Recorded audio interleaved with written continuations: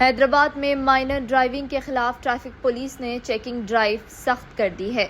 ऐसा ही एक मामला सामने आया है जहां चेकिंग के दौरान एक माइनर बच्चे को स्कूटर चलाते हुए पकड़ लिया गया। ट्रैफिक पुलिस गाड़ी जब्त किए जाने पर बच्चा रो रो कर पुलिस से स्कूटर छुड़ाने की इल्तिजा करता रहा।